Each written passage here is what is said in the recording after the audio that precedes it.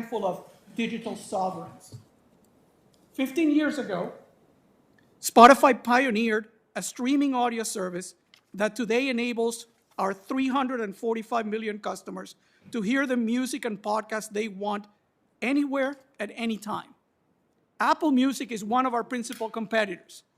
Its advantage is not better service. Instead, it is Apple's total control over the App Store, which allows them to impose rules that disadvantage Spotify and benefits Apple's own service. Some might not remember this, but iPhones weren't that popular when first introduced. Apple soon realized that the iPhone would not succeed if it only offered Apple's proprietary apps, and it invited third parties to develop apps for the iPhone and open the App Store. Apple, therefore, has things exactly backwards when it claims that companies like Spotify are free riding on Apple's innovations.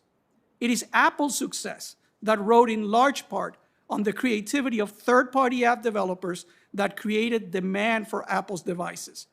And the proof is Apple's own slogan. There's an app for that, which it used to drive sales of Apple devices. How did Apple show its gratitude for app developers' help? By doing a classic bait and switch. They waited until tens of millions of device owners were locked into the iPhone before changing the App Store rules to impose burdens on app developers that compete with Apple's own applications. Apple has a decade-long history of using App Store policies to handicap Spotify and benefit Apple Music.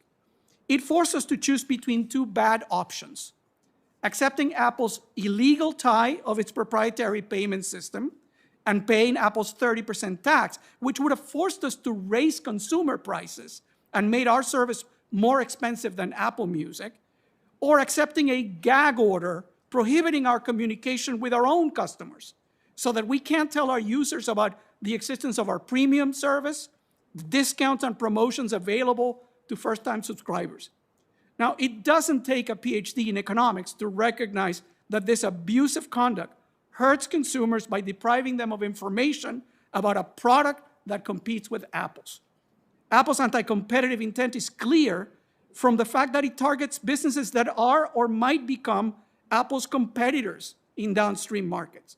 The rules apply to companies that offer online gaming, music and video streaming, access to ebooks, but companies like Uber, Starbucks, Ticketmaster, and Walmart are exempt.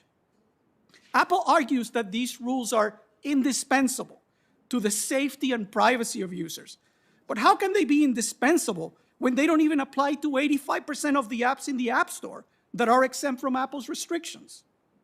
Apple's explanations are cynical pretexts.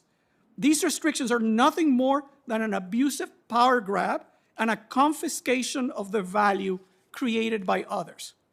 Even Microsoft, in the heyday of the Windows PC operating system, did not demand a cut of 30% of the revenues of competing browsers and media players. Legislative action is urgently needed to stop these illegal power grabs. We welcome the broad antitrust reform proposed by Chairwoman Klobuchar, along with Senators Blumenthal and Booker. Senator Hawley recently proposed a bill with a number of similar and very important reforms. These reforms are essential to equip enforcement agencies with the tools they need to remedy the market and consumer harms that result from these platform abuses. Thank you, and I look forward to answering your questions.